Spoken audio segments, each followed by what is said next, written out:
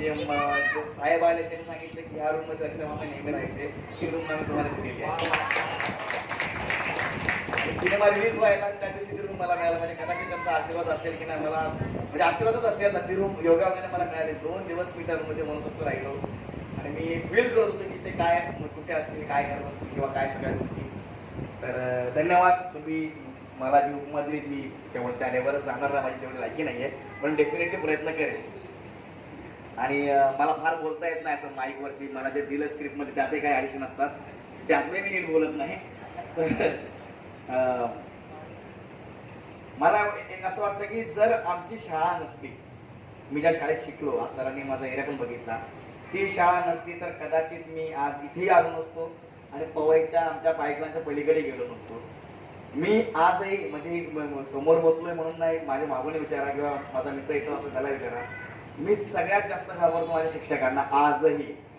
आणि ते मला कुठेही दिसले, कधी दिसले, मी त्यांच्या पाया पडतो, म्हणतो तुम्ही होतात म्हणून हा गौरव मोरे काय. आणि तुम्ही बघतोय तिथे बसलेले शिक्षक वर्ग बाजूला बसलेला आहे, पण एक सरांनी गोष्ट हेरली, माझ्या बाजूला इंग्लिश आणि गणिताचे टीचर बसवलेले आहे. कारण इंग्लिश आणि गणिताचा माझा काही संबंधच नव्हता. मला नेहमी असं वाटायचं की गणित काय आहे आणि इंग्लिश कशासाठी आहे म्हणून. पण माझ्या बाजूला बसलो, मी सतत असं बसलो खाली मान घालून की पटकन मॅडमने मला इंग्रजीत काय विचारलं नको आणि इकडनं गणितामध्ये काय विचारलं नको. त्यामुळे मी गप्प होतो. कारण आम्हाला फळ्यावरती गणित सोडायला बोलवलं ना की आम्हाला आमचे सर्वच सर होते, ते आम्हाला फळ्याकडे असं चेहरा करून मागे पाठ करून उभे करायचे. तर आम्हाला कळायचं आता आणि काही एक्सपायरी काय असेल तर लिहून दाखवू. तर आधीच आमची भंबीर उडलेली असेल की सकाळी असता शाळेत जायचं आहे, त्यात फळ्यावरती गणित लिहायचं आहे. त्यामुळे मला असं वाटायचं गणिताचा विषय कधीच नसावा. शाळेत असताना असं नेहमी वाटायचं. योगायोगाने माझी 10वी झाली, गणितात मला मी मार्क सांगणार नाही पण पास होतो. आणि मला जे 10वीला बोर्ड आलं होतं ते IIT बोर्ड होतं. दुसरी शाळा आली असत कदाचित मला कॉपी करता आली असती, पण IIT मध्ये शक्य नव्हतं. आज तिकडनं आपण यांना पिकअप केलं ना स्वप्नीलला, तर खूप अशा आठवणी आहेत. मला पण थोडंसं नॉस्टॅल्जिक झालं मी शाळेत असताना, की आठवी तोंडी परीक्षा व्हायची शाळेत असताना. तर मला नेहमी त्याच परीक्षेत 10 पैकी 10 असायचे. कारण एक मित्र गायचं तर मी नाचायचो, नंतर मी गायचो तो नाचायचो, आम्हाला 10 पैकी 10 मिळायचे. एवढेच काय त्यामध्ये पैकीच्या पैकी मार्क मिळायचे, आता कधीच मिळालेले नाहीये. पण एक बरं वाटतं ज्या शाळेत आम्ही तेव्हा विद्यार्थी का म्हणून असं असेल की वर्गाच्या बाहेर नेहमी असायचो. आज त्या शाळेला आमचा अभिमान आहे, शिक्षकांना अभिमान आहे. मला नेहमी असं वाटतं की नेहमी असं मला असं वाटतं की शिक्षक वर्ग नाही वगैरे नाराज नको व्हायला. मला असं नेहमी वाटतं की एक आपले गुरु, आई वडील आपले गुरुच आहेत, ते आपल्याला घरात शिकवतात. दुसरे गुरु म्हणजे आपले शिक्षक आहेत. आणि जेव्हा आपण काही चुकीच्या गोष्टी करतो किंवा त्यांच्यापर्यंत पोहोचत किंवा ते बघतात, ते त्यांना खूप जास्त वाटत असं त्याला आमचा विद्यार्थी आहे, आम्हाला त्यांना पण वाईट वाटत असेल कदाचित त्यावेळेस. पण ती गोष्ट प्रकाशाने टाळण्याचा प्रयत्न करतो की माझ्याकडनं काही वाईट गोष्टी करायला नको किंवा ते घरच्यांपर्यंत शिक्षकांपर्यंत पोहोचायला नको. कारण ते दोन्ही माझे आणि त्यांचा आशीर्वाद मला फार मोठी गोष्ट आहे. आज मी शाळेत गेलो की शिक्षक मला बोलवतात, त्यांच्या सोबत बसवतात आणि मुख्याध्यापकाला केबिन मध्ये बसवतात. एकेकाने आम्ही वर्गाच्या बाहेर असतो, आता केबिन मध्ये आहे. पण ते बरं वाटतं कारण ते सांगतात गर्वाने की आमचा विद्यार्थी आहे. शाळेचे सगळे मुलं लहान लहान मी पेट्रोपाडात अजूनही राहतो. त्याचं कारण काय आहे की मला माझी माती विसरायचं नाहीये, मला मी जिथं राहतो ते विसरायचं नाहीये. ही आता 2 वर्षापूर्वी लोक मला ओळखायला लागले, माझ्या नावाने मला ओळखायला लागले. त्याच्या आधी मी नॉर्मल दोन बसतो. पण मला हेच म्हणायचं की ह्या भागात राहून सुद्धा किंवा इथे राहून सुद्धा मुलं बोलवू शकतात. असं गरजेचं नाही की दुसऱ्या भागात गेले पाहिजे किंवा असं केलं पाहिजे. मेहनत करण्याची तुमची ताकद पाहिजे. आणि माझं नशीब एवढं चांगलं की मला मित्र खूप चांगला मिळाला कॉलेजला असल्यापासून. मी नाटकं बघायला लागलो, सिनेमा बघायला लागलो, वाचायला लागलो. जे काही मी शिकलो ते फक्त माझ्या मित्र परिवारांमुळे, जे मला कॉलेजमध्ये लागले. आणि मी चांगलं चांगलं शिकत गेलो आणि जे काही वाईट होतं ते सोडत गेलो. तर मग प्रत्येकाला हेच सांगेन की तुम्ही कोणासोबत राहताय त्याचा मॅटर, पण तुम्ही काय शिकताय जास्त मॅटर करता. आणि याच गोष्टी मी आतापर्यंत फॉलो करत आलेलो आहे, भविष्यातही त्या फॉलो करत राहील. आणि माझ्यामुळे कुणालाही म्हणजे माझा प्रेक्षक वर्ग मला खूप प्रेम करतो, म्हणजे लहान मुलांपासून सगळेच आहेत. त्याच्यामुळे मला फार भीती वाटते की माझ्याकडनं काही सांगायला नको किंवा असं वाईट व्हायला नको की त्यांना वाईट वाटेल म्हणून. कारण कधी कधी मी चुकतही असेल, असं नाही की नाही, चुकलो असेल तरी मला माफ करा. आणि राहायला पुस्तकाचा प्रश्न तर मी पुस्तक वाचेन आणि डेफिनेटली त्यांना फोन करून सांगेन मला कसं वाटलं म्हणून. आणि माझे पण खूप अनुभव आहेत शाळेबद्दलचे. कदाचित मी पण तुम्हाला गोष्ट सांगेन तुम्ही त्याच्यावर काहीतरी घेऊ शकता. तर पुन्हा एकदा मला सांगतो की फार असं बोलता येत नाही सरांसारखं सगळ्यांसारखं, पण इथं बोलल्याबद्दल धन्यवाद आणि खूप खूप आभार. मला आवडेल पुन्हा काही असेल तर अशा कार्यक्रमाला हजेरी लावली मला. थँक्यू.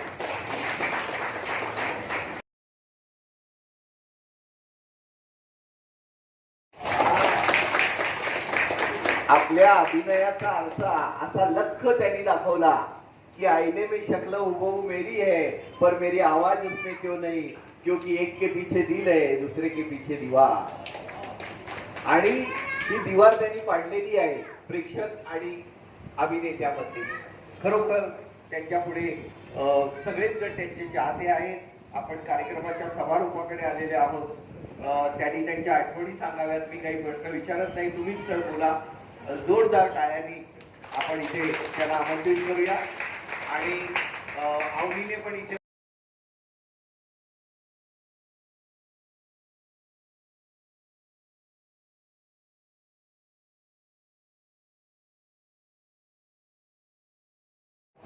आनंदाची गोष्ट. आता एक मित्रत्वाचा आणि वयाचा फायदा एकच गोष्ट सांगतो आणि ती तुम्हा सगळ्यांना पण सांगायची. ती तुम्ही प्रत्येकाने आठवणी द्या. आपल्या प्रत्येकाकडे भरपूर आठवणी असतात. आता वेळ नाही म्हणून सांगत नाही. माधवी देसाई, रणजित देसाईची पत्नी, त्यांनी त्यांचं आत्मचरित्र कसं दिलं ही तासभर मला गोष्ट सांगितली होती. ती कधीतरी वेगळ्या वेळी आपण भेटलो तर सांगतो. पण तुम्ही प्रत्येकाने आठवणी द्या, त्या खूप छान होतात. प्रकाशनाची काळजी करू नका. कोण वाचेल काळजी करू नका, मी वाचेन. एक वाचक निश्चित आहे तुमच्याकडे. व्हॉट्सअप आहे, अन्य प्रकाशनाची साथ आहे. प्रत्येकाने आठवणी द्या, त्या सगळ्यांना आवडतील आणि त्यांनी पण असंच लिखाण चालू ठेवावं. आणि त्या चांदेबाईंच्या बरोबरीने त्या त्यांच्यापेक्षा एक एक दोन दोन पावलं पुढे असलेल्या अन्य शिक्षिका पण आहेत. तर माझ्या शिक्षिका म्हणून त्यांनी एक पुस्तक प्रकाशित करावं. त्या समारंभाला सुद्धा मी हजर राहील, पण भाषण करणार नाही. त्यावेळी ऐकत मनापासून धन्यवाद, शुभेच्छा. त्या प्रकाशनाला चांदे सर तुम्हाला आम्ही प्रमुख पाहुणे म्हणून बोलू. इतकं छान तुम्ही बोललात. असे जगावे छाताडावर आव्हानांचे लावून अत्तर, नजरेमध्ये नजर बांधून आयुष्याला द्यावे उत्तर. पाय असावे जमिनीवरती कवेत अंबर घेताना, हसू असावे ओठावरती काळीज काढून देताना.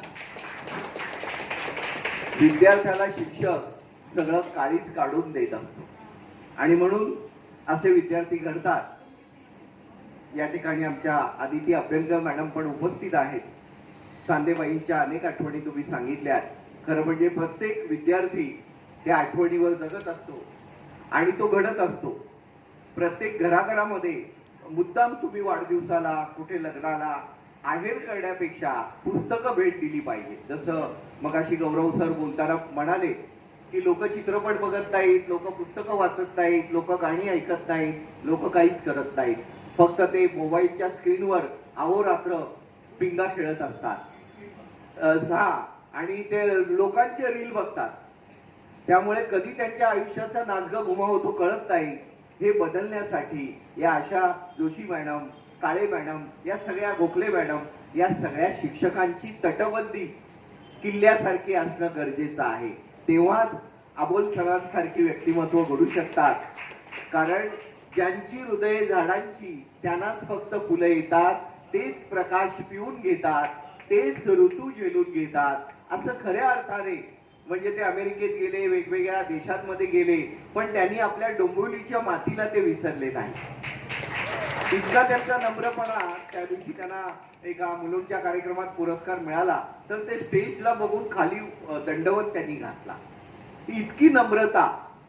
कारण दिव्यत्वाची जेथ प्रचिती तेथे कर माझे जुळती. असे शिक्षक त्यांना लाभले म्हणून हे व्यक्तिमत्व असं झालं. मी अमोल सरांना विनंती करतो की त्यांनी थोडक्यात बघा शिक्षिका किती कडक असतात, जाताना दम देत आहेत. नीट बोल रे. काळे मॅडमचा दबदबा त्यावेळी पण होता, आजही आहे. या हा काय बोलायचं सांगताय सर? गौरव सरांना आज काय आपण रात्री ठेवणार नाही आहोत.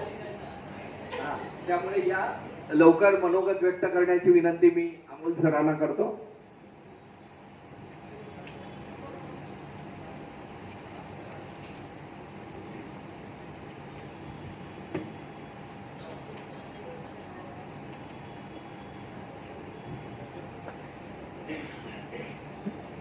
ओम नमः शिवाय. श्री सद्गुरुनाथ महाराज की जय. मी काय इथे भाषण करणार नाही, कारण ऑलरेडी चांदेस आणि आमच्या काळेबाई सगळ्यांनीच भावे अतिशय चांगलं भाषण केलंय. पुस्तकांबद्दल तर मी अजिबात बोलणार नाही, माझ्याबद्दल पण मी बोलणार नाहीये. तर जसं मागच्या इव्हेंटमध्ये मी जे केलेलं तेच याच इव्हेंटमध्ये सुद्धा मी रिपीट करणार आहे. ते म्हणजे माझी एक जुनी कविता आहे. ती कविताच मी इथे वाचून दाखवणार आहे, कारण आता भाषण करण्यासारखं खरंच चांदे सर बोलले त्याप्रमाणे काही उरलेलंच नाही. तर ती कविता मी एक थोडीशीच आहे, छोटीशी कविता आहे, ती तुमच्या पुढे सादर करतो.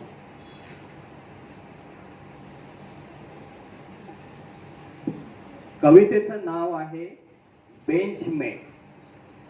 बेंचमेट म्हणजे काय की आपण जेव्हा एखाद्या शाळेत असतो, वर्गात असतो, तेव्हा आपल्या जे क्लासमध्ये असतात त्यांना आपण क्लासमेट म्हणतो. ठीक आहे, आपल्या जे क्लासमध्ये असतात त्यांना आपण क्लास. पण स्पेशल काही लोक असतात जी 1ली ते 10वी आपल्या बेंचवर बाजूला बसलेली असतात आणि ती 10वी पर्यंतच असतात. 10वी नंतर ती कुठे गायब होतात आपल्याला पण कळत नाही आणि आपण कुठे गायब होतो आपल्याला पण कळत नाही. प्रत्येकाचंच असतं. अगदी तुम्ही सुद्धा जेव्हा असाल लहान तेव्हा तुमचे पण सहकारी जे असतील ते त्यांच्या म्हणजे आपलं कसं असतं की क्लासमेटशी आपली दोस्ती असते, पण बेंचमेटशी आपली विशेष पर्सनल दोस्ती असते. म्हणजे की त्याला आपण बहुतेक सगळ्या गोष्टी शेअर करतो, बहुतेक सगळ्या गोष्टी आपण त्याच्याबरोबर सगळीकडे जातो, फिरतो वगैरे वगैरे. तर म्हणून मी या कवितेचं नाव ठेवलेलं आहे बेंचमेट. बेंचमेट म्हणजे आपल्या बेंचवर जो बाजूला बसायचा 1ली ते 10वी पर्यंत एकच असतो मुलगा, शक्यतो बदलत नाही, कारण ते शक्यतो आडनावावरनं किंवा उंचीवरनं अशीच ती मुलं दरवेळी बसवली जातात. तर अशाच माझा पण बेंचमेट आता खूप दूर कुठेतरी राहतो, मला माहित नाही आता सध्या कुठे आहे तो. तर याच बेंचमेट विषयी मी ही कविता लिहिलेली आहे. तर बघा, म्हणजे सिंपल कविता आहे, बघा तुम्हाला कशी वाटते ते.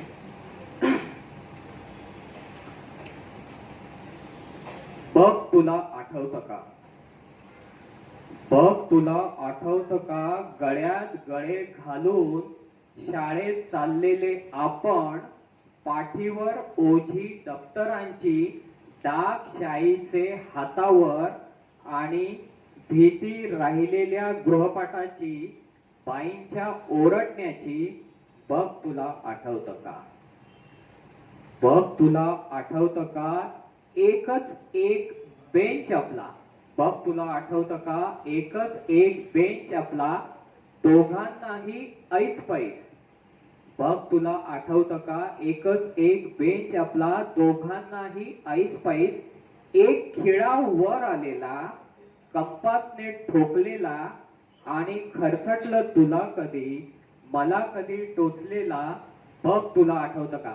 आपण शक्यतो शाळेत असताना बेंचवरती एखादा तरी असा खिळा असायचा जो आपण मग ठोकून ठोकून त्याला हे करायचं. बघ तुला आठवतं का, त्याच बेंचवर बसून खोड रबर अर्धे अर्धे वाटून, डोके खाली घालून फिदी फिदी हसलेलो आणि सुट्टीची नोटीस आल्यावर आनंदाने ओरडलेलो. बघ तुला आठवतं का, बघ तुला आठवतं का, दुपारच्या सुट्टीत डबे आपापसात वाटायचो. तुला पण असेल कोणी बेंचमेट वगैरे तो पण आठवून बघ. बघ तुला आठवतं का, दुपारच्या सुट्टीत डबे आपापसात वाटायचो. सुट्टी नंतरचा तास मात्र हलके हलके पेंगायचो आणि बाई ओरडल्यावर मात्र खडबडून जागायचो. बघ तुला आठवतं का, बघ तुला आठवतं का, शाळा सुटल्यावर खूप गप्पा मारायचो, बाईंच्या नकला मुलांची फजिती सांगायचो आणि कावळे ओरडायला लागले की घराकडे पळायचो. बघ तुला आठवतं का? बघ तुला आठवतं का? मैदानावर एकत्र जमून एकत्र खेळलेलो, पाय घसरून पडलेलो, एकमेकांवर हसलेलो आणि टाइम प्लीज करून कोपऱ्यात बसलेलो. बघ तुला आठवतं का? बघ तुला आठवतं का? शाळेसमोरची बोरे चिंचा. बघ तुला आठवतं का? शाळेसमोरची बोरे चिंचा एकाच पुडीत खायचो, बाकीच्या सगळ्यांना टुकटुक माकड करायचो आणि खोकला आल्यावर आईचा मार मात्र सोसायचो. बघ तुला आठवतं का? बघ तुला आठवतं का? कधी तू माझ्या घरी, कधी मी तुझ्या घरी, वह्या पुस्तके द्यायला, वेळापत्रक विचारायला आणि क्षणभराच्या कामासाठी मनभर वेळ लावायला. बघ तुला आठवतं का? बघ तुला आठवतं का? पावसाचे पाणी साचलेले. बघ तुला आठवतं का? पावसाचे पाणी साचलेले, पायांनी उडवलेले आणि मिटलेल्या छत्र्यांनी तलवारबाजी खेळलेलो आणि घरासमोरच्या गोगलगाईंची हळुवार बोललेले. बघ तुला आठवतं का? बघ तुला आठवतं का? एक दिवस तू गैरहजर, एक दिवस तू गैरहजर, माझा बेंच रिकामा, 8 तास कंटाळवाणे, बाईंचा चेहरा नकोसा आणि वर्गातले जोक फिके फिके, माझा चेहरा इवलासा. बघ तुला आठवतं का? बघ तुला आठवतं का? परीक्षेच्या दिवशी.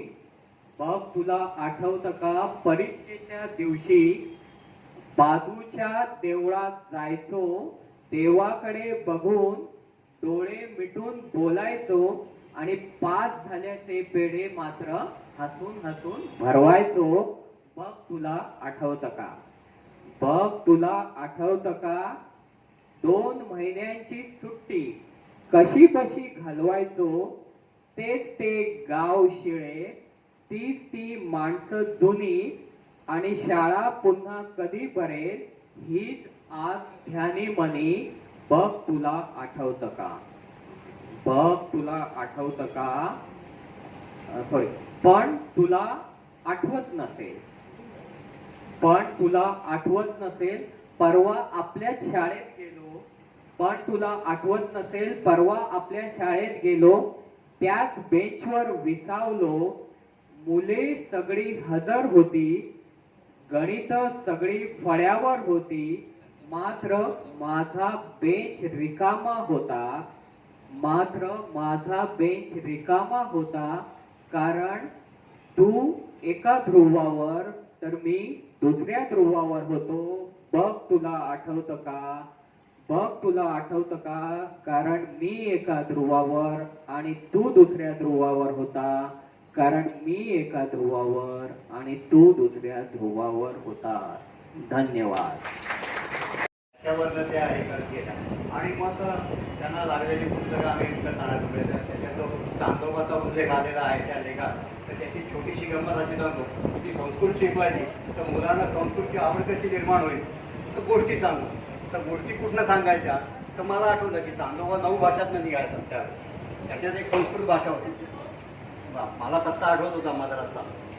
त्यात हे पैसे पाडून आम्ही संस्कृत चांदोबा सुरू केला आणि मग ते मुलांना आवडायला लागलं. आणि मग मी तिला सुचवलं मराठी चांदोबा पण बरोबर दे, म्हणजे आधी मराठी वाचायचं मग संस्कृत वाचायचं. असं त्यांनी भरपूर मेहनत घेतली. सुदैवाने सुहासिनी कुलकर्णीबाई यांच्यासारख्या अत्यंत उपक्रमशील आणि सगळ्या बाबतीत त्यांना पाठिंबा देणाऱ्या मुख्याध्यापिका त्यांना भेटल्या. काळेबाई, जोशीबाई आणि अन्य सगळ्या त्यांना पाठिंबा द्यायचा. त्यांनी काय उपक्रम ठरवला. पहिल्यांनी 100 मार्काचं संस्कृत असो, वेगवेगळ्या पद्धती असो, काही असो, चांदेबाईचा पुढाकार असायचा, कुलकर्णीबाईचा पाठिंबा असायचा. त्यामुळे त्या अल्पावधीत खूप लोकप्रिय शिक्षिका झाल्या आणि त्याचा मला खूप आनंद होतो. कारण आपल्याकडे शाळेत आणि म्हणजे प्राथमिक शाळेतले आणि माध्यमिक शाळेतले शिक्षक जास्त लक्षात राहतात. आता सांगितली जाते आमच्या वेळेस सगळं छान होतं.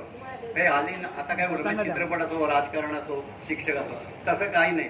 आमच्या वेळेस पण खराब शिक्षक असायचे, खराब राजकारणी होते, खराब चित्रपट निघायचे, आता पण निघतात. पण आमच्या वेळेस जसे चांगले शिक्षक होते तसे आताही चांगले शिक्षक शिक्षिका असतात. त्याचं उदाहरण म्हणजे यांनी हा लिहिलेला आहे. नाहीतर गेल्या महिन्याच्या 19 तारखेला असतात त्यांच्या निधनाला 25 वर्ष झाली.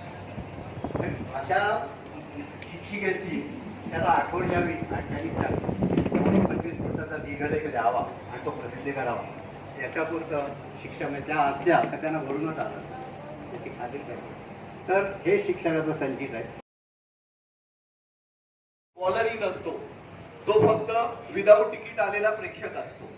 त्यामुळे मध्ये काही काही बोलावं लागतं.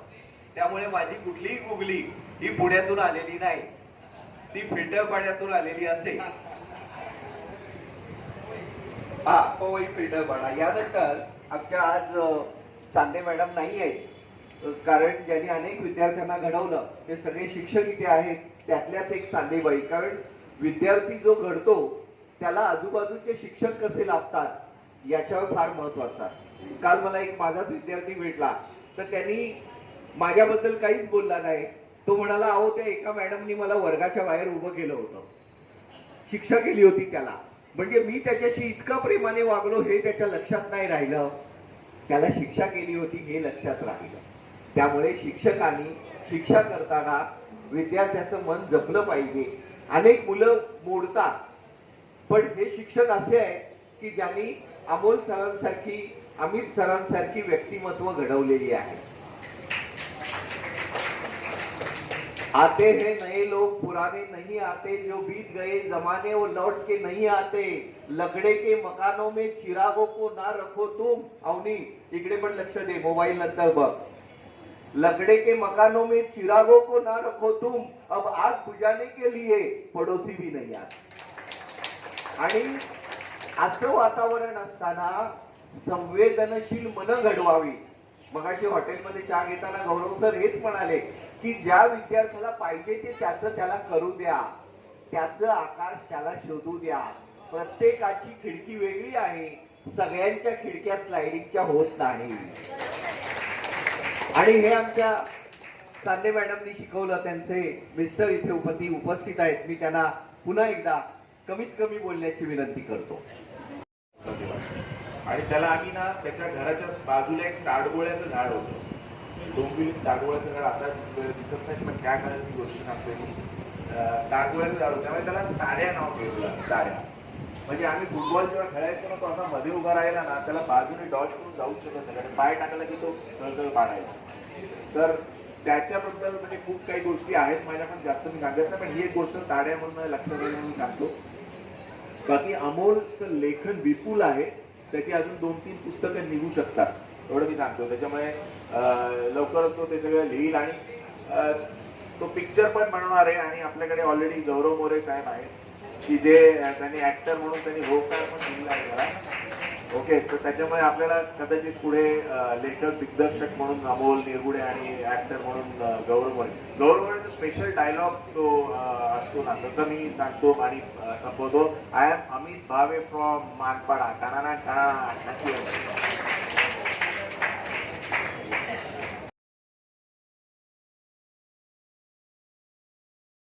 खोड्या तुझ्या असतील मित्र मैत्रिणीच्या मध्ये तो भाग वेगळा आहे. आणि खरं तर अमोल, तू चांदेबाईंच्यावरती की जो आमचा सुद्धा एक हवा कोपरा आहे रे, आणि ते वाचताना इतकं मनाचं आभाळ भरून आलं आणि अक्षरच दिसेना तुझं ते पुस्तक सगळं वाचताना.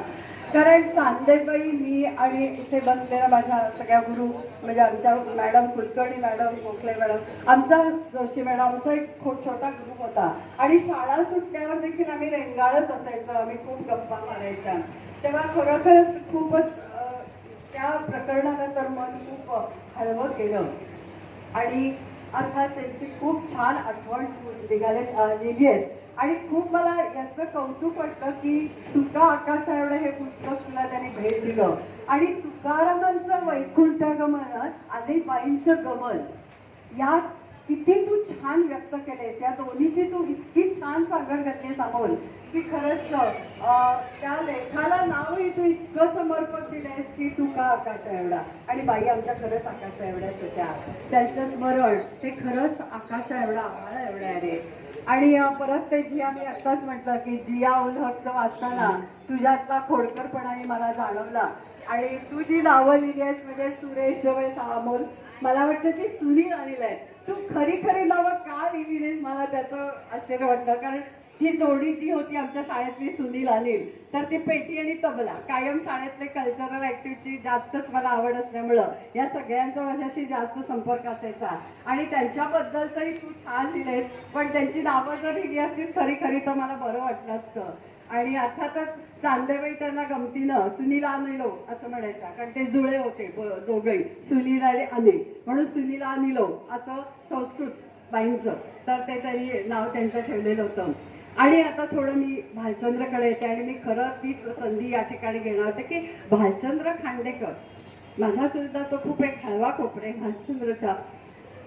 कारण तो खूप प्रायमरीमध्ये असताना ग्राउंडवर खेळायला यायचा आणि मला इतकं आवडायचं तो की त्याचं रूप खूप देखणं होतं, राजबिंड होतं, खूप तो स्मार्ट होता दिसायला आणि उंचा पुरा देखणा होता तो. आणि माझं लक्ष त्याच्याकडे गेलंच. आणि त्याची शरीरयष्टी जी होती ती नाटकात काम करायला खूप योग्य होती.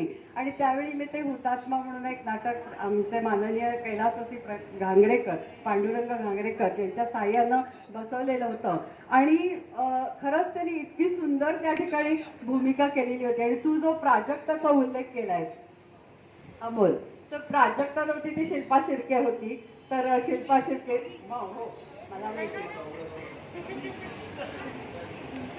हा Sucheta Gujarati, I am sorry, Sucheta Gujarati होती. आणि खरंच खूप छान दिवस होते. मला असं खूप सगळ्या त्या आठवणी जाग्या झाल्या. आणि हे सगळं वाचत असताना माझ्या डोळ्यासमोर खूप हुतात्मा हे जे आमचं नाटक होतं ते साकार झालं. आता सांगायची एक महत्वाची गोष्ट अशी अमोल, की खांडेकर गेलेलं तुला माहित नव्हतं, पण खरं सांगू का अमोल, मला ते पहिल्यांदा कळलं, हे माझं दुर्दैव. कारण त्या दिवशी रात्री 12 वाजता पोलीस माझ्या घरी आले.